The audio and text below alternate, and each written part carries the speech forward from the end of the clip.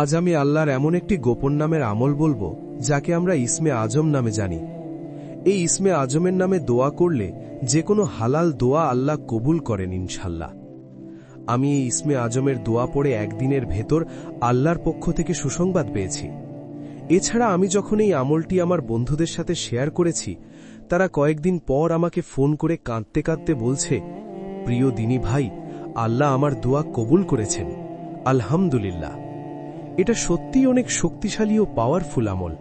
এই কারণে আমি আজ এই ভিডিওটি আপনাদের সাথে শেয়ার করছি, যাতে এই দোয়া পড়ে আপনারাও উপকৃত হতে পারেন ইনশাআল্লাহ। যদি আপনি আল্লাহর উপর বিশ্বাস ও ইয়াকিন রাখতে পারেন, তাহলে ভিডিওটি প্রথম থেকে শেষ পর্যন্ত আমলের নিয়তে দেখুন। আর যদি আপনি এই চ্যানেলে নতুন হয়ে থাকেন, তাহলে চ্যানেলটি সাবস্ক্রাইব করে পাশে থাকুন, কারণ এই চ্যানেলে এমন শক্তিশালী ও পাওয়ারফুল দোয়া এবং আমলের ভিডিও শেয়ার করা হয়, যে আমলের মাধ্যমে আপনি এবং আপনার বন্ধুবান্ধব উপকৃত হতে পারেন।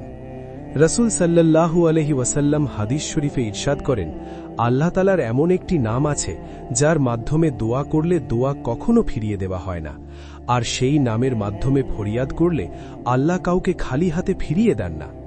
এই আমলের মাধ্যমে অনেকে হারানো ভালোবাসা ফিরে পেয়েছেন, অনেকে হারানো সম্পদ ফিরে পেয়েছেন, অনেকে নিজের পছন্দের সঙ্গীর সাথে বিবাহ বন্ধনে আবদ্ধ হয়েছেন, অনেকে চাকরির সুসংবাদ পেয়েছেন, অনেকের বেকারত্ব দূর হয়েছে, অনেকে সন্তান লাভের সুসংবাদ পেয়েছেন, আলহামদুলিল্লাহ।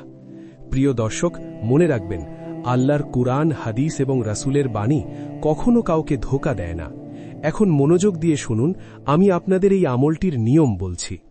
প্রতিদিন আসরের নামাজ আদায় করে পাক সাফ হয়ে বসবেন।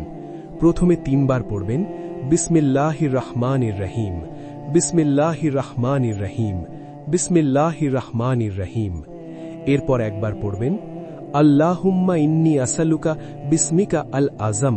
আমি দোয়াটি আবার বলছি, আল্লাহুম্মা ইন্নী আসআলুকা বিসমিকা আল আযম।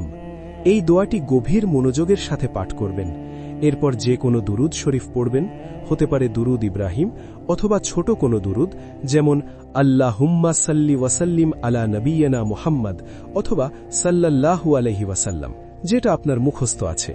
এরপর 2 হাত তুলে আল্লাহর কাছে মোনাজাত করবেন, চোখের পানি ছেড়ে দেবেন, ভাঙা হৃদয় নিয়ে ফরিয়াদ করবেন।